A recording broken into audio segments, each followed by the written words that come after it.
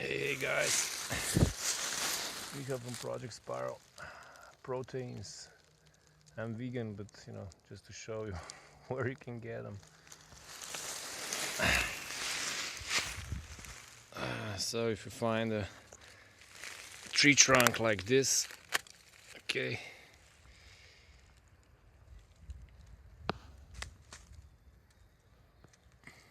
it's full of maggots like this.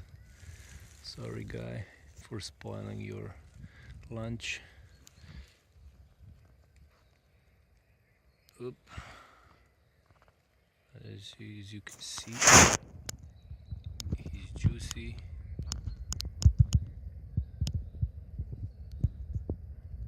Well, looks like creepy stuff not to eat, but go.